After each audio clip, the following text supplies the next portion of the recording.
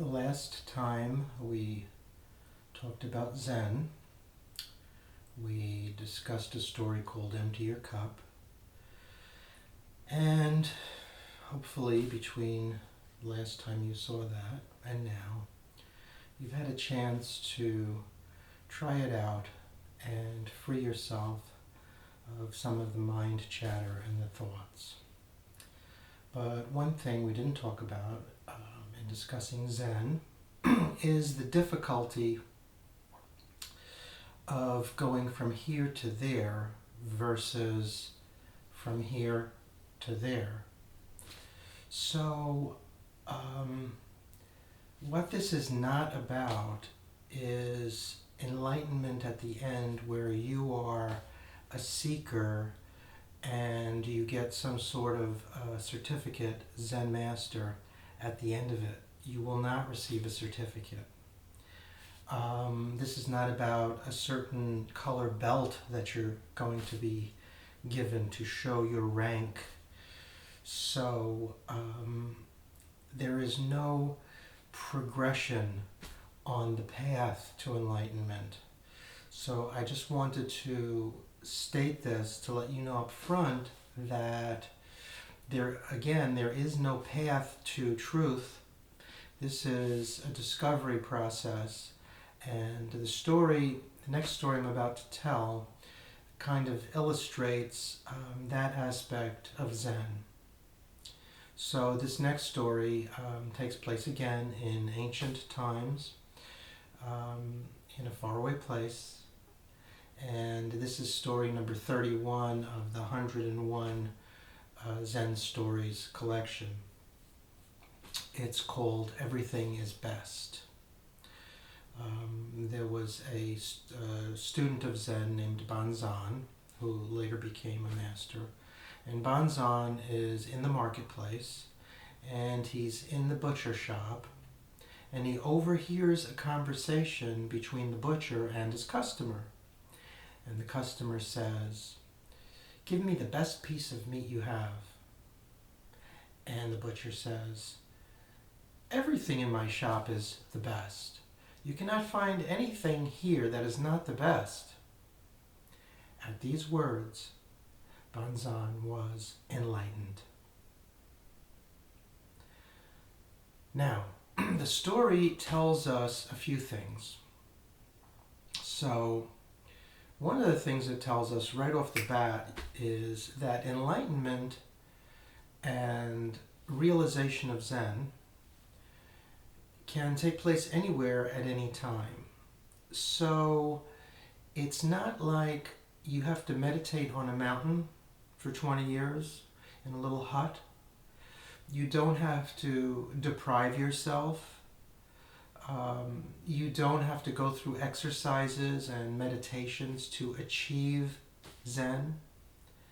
And that's the first thing the story tells us. In fact, you don't have to be a vegetarian because Banzan is in a butcher shop. Why would he be in a butcher shop, right? So that story illustrates a few things, but the first one is Zen enlightenment, realization, self-actualization can take place at any time, anywhere, even in the marketplace. The story also points to that you could actually come to know Zen, to be enlightened by overhearing a conversation between two ordinary people who are having a conversation about the world on a certain level, on the level of materialism, let's say, and there's a deeper meaning to it that one could interpret and reach self-actualization just by overhearing a conversation.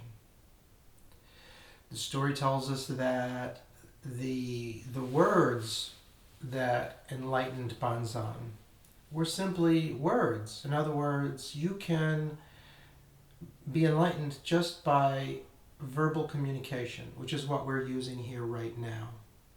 So theoretically, you could, at this very moment, become enlightened just by hearing these words or by hearing the story that I just told.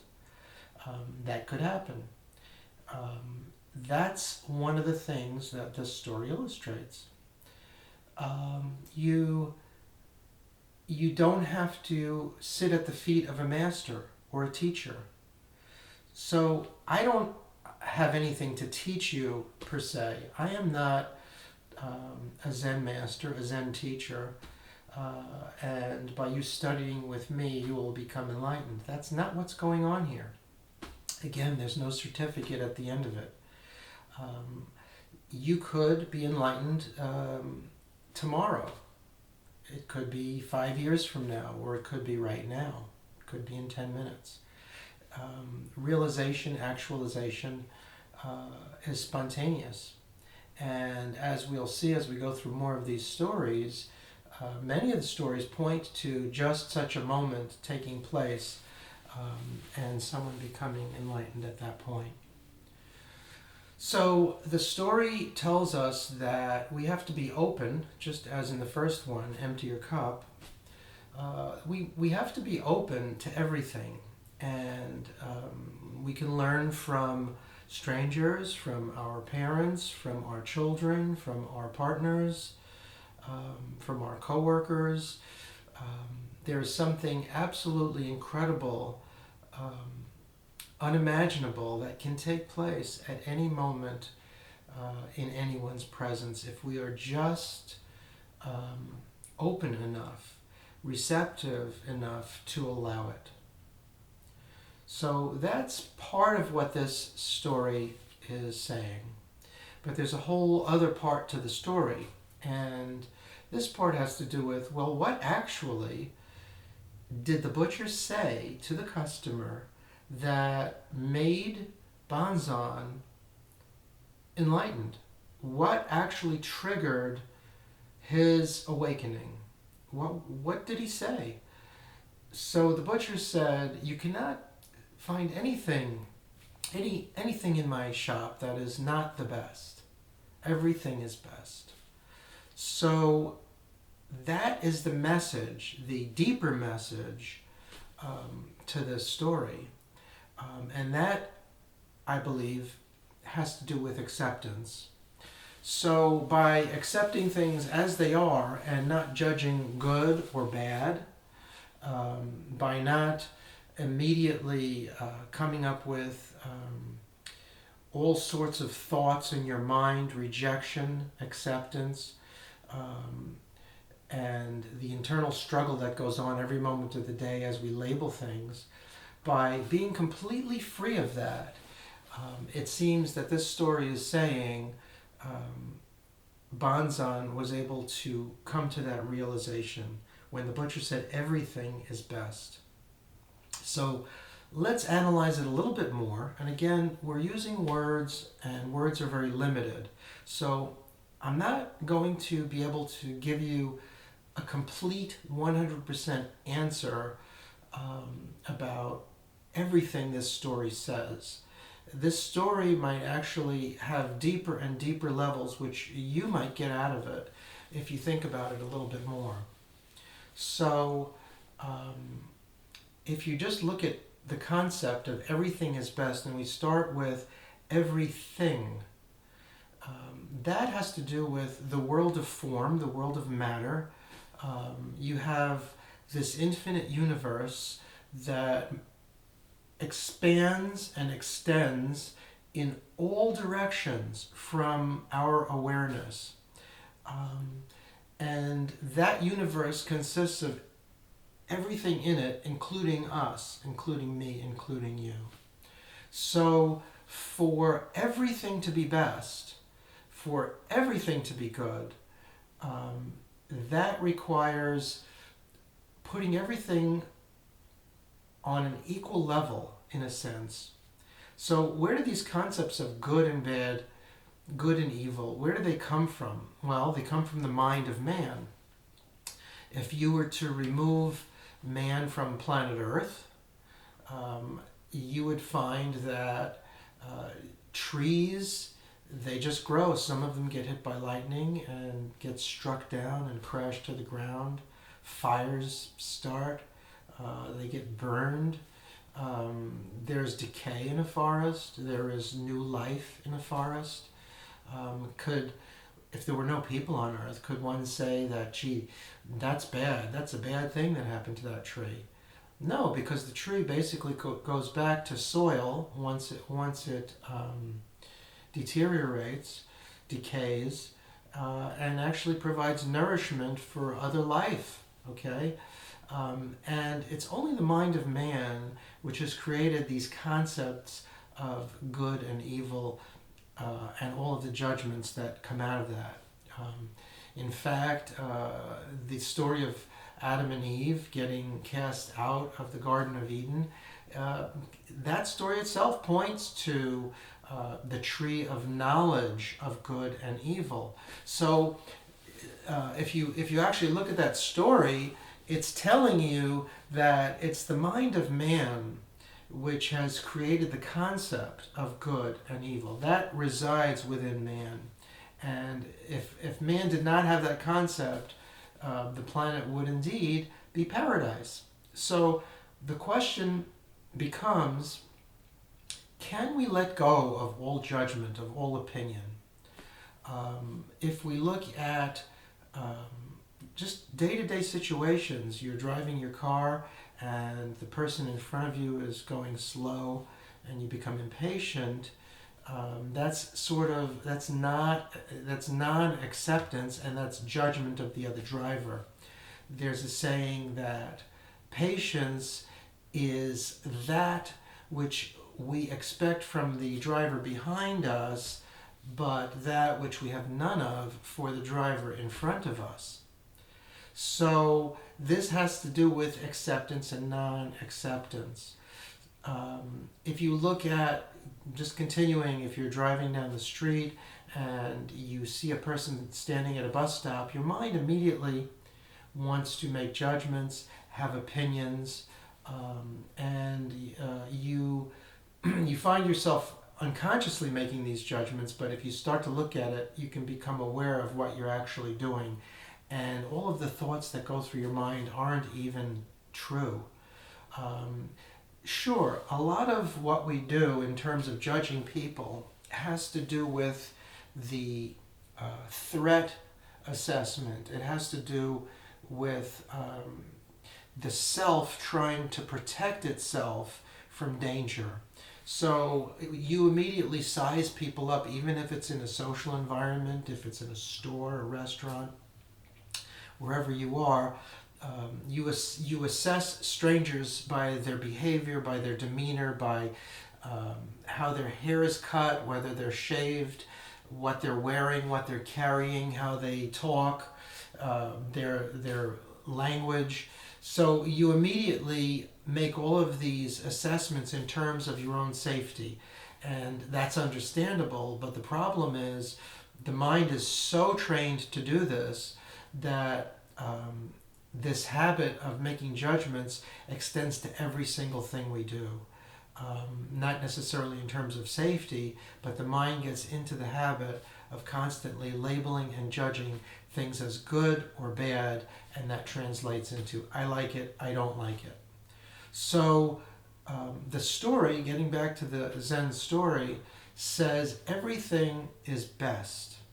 So that realization that there really is no absolute good and evil. There really is no absolute good and bad. That everything is good. That realization, along with it, comes from, in terms of man's opinions and man's ideas, being the creator of all that is good and bad. So in order to have a realization that everything is truly wonderful, everything is best, you have to suspend all of the judgments and suspend the mind of man, which is so habitually labeling and judging everything. Now, you can start to do this in very simple ways. You could start to do this just by, in your daily routine, looking at things that you like or don't like and seeing that, is it possible to just not have that internal dialogue? Ask yourself, do I have to have this internal dialogue judging every single thing I see? Do I have to look at a tree and label it? Is that really necessary? Or can I just be with another person, be with a pet, be with nature, just be with driving in situations that really aren't very stressful. And at that time, when you're clearly not in any danger, there's no survival instinct, can you allow yourself the freedom, and it's absolutely liberating, to not be judging every single thing you encounter, to not be rejecting every single thing you encounter. So you start to accept everything as it is.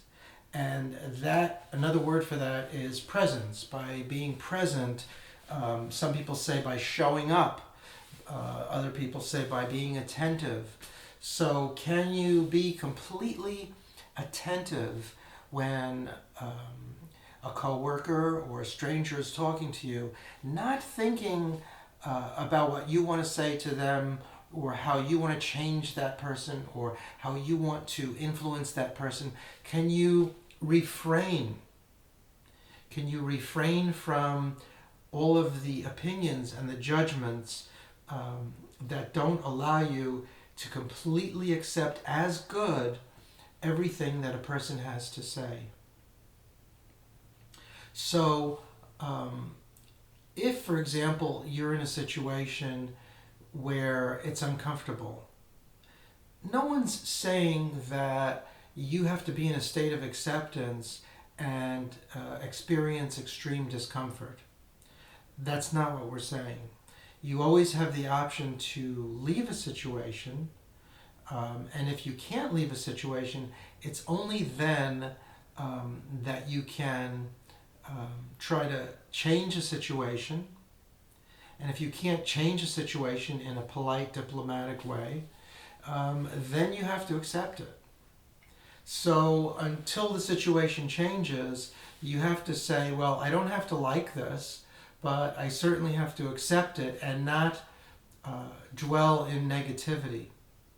So if you're on a bus, or if you were on a train or in an airplane, and you're sitting in a seat where maybe there's a lot of noise from the person in front of you or the person behind you, or someone's pushing the seat, or maybe the person next to you is talking a lot and you'd like to read.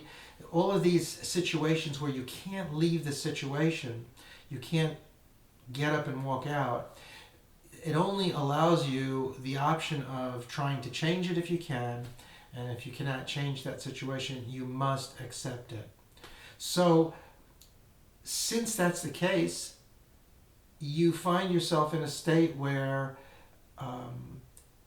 everything is acceptable, everything is good, and we don't really know what the final result of a situation is going to be.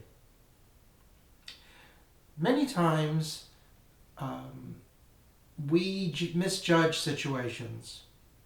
How many times have we believed a politician, or have we made an investment, or have we taken a risk or a gamble and we've been wrong? Most of the time. We are really unable to, we're pretty powerless when it comes to predicting the future. As much as we'd like to be able to do it, things usually don't end up the way we plan them to be. But that's not necessarily a bad thing, because how many times do we plan something, it goes wrong, and things actually turn out better than we thought? How many times do we suffer a loss, and then in the end we recover from that loss, and we're stronger and better, and we actually come out of it in a better state than we thought we would? actually in a better state than we were before the laws. So if you are really, really honest with yourself, something has brought you to this point today, to here, to right now. And obviously, if you're here right now, life is good. You certainly always have the option of checking out, and you haven't done that. So the fact that you haven't checked out shows that life is good and that everything is best. So these people who either wear the t-shirts that say life is good and they have those bumper stickers, they're onto something. They have come to a realization. I haven't talked to them, I haven't challenged them, but they've come to a realization that everything ultimately is for the best. And you just have to look at it that way and accept it. And if you're impartial and if you're really honest with yourself, you can actually see for yourself that that holds up. It's pretty hard to challenge the fact that you're actually right here, right now. You know, you've heard the expression count your blessings. If you were to do that right now, you would certainly see that the good outweighs anything that you even thought in your mind was bad. The distinction that's made between good and bad, good and evil, is all in the human mind. Now, this is not to say that I'm a moral relativist, which means that when it comes to morality and good and evil, that I justify bad behavior by pointing to more bad behavior. To me, that's just playing a silly game. I think what we're talking about here is actually moving beyond all concepts of good and bad, which come from the human mind, because we really don't know the outcome of what is going to happen in the future. It's impossible to know that. Recently, a man was acquitted of a crime, and there were riots in the streets in major cities. And regardless of what side you come down on in this particular trial, 4 days later there was a car accident, and he stopped his car and got out of it, and he pulled 4 people out of an overturned out of their overturned vehicle and probably saved their lives. So yes, he was acquitted of a crime that people thought he should have been found guilty of and gone to jail for. But 4 days later, he saved 4 people. No one could have predicted that. So am I saying, well, why don't we just let all the criminals go free because maybe they will save somebody? No, there is a thing called a justice system, and that works. It's not 100% infallible, but what I'm pointing to here is the outrage on the part of the people over what they thought was a miscarriage of judgment, when in fact those people really don't know. The people who are most outraged are usually the people who really know the least and the fewest facts about a situation. Most people who are in a sense of outrage are very wrapped up in an idea which they're attached to. They're very wrapped up in an idea which they're identifying with, an idea that which they are defining themselves by. And by clinging so tightly to an idea, they have blinders on and they're not open to reality itself. And this is what the danger is. And then the next thing you know, you have clashing ideologies and clashing ideas, and more people suffer because of that.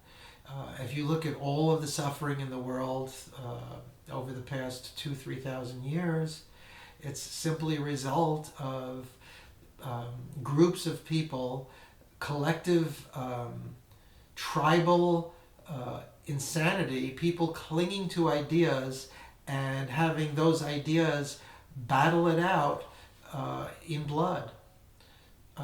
When in fact there could have been a much easier way to resolve these situations. So it has to do with acceptance and the realization that everything is best.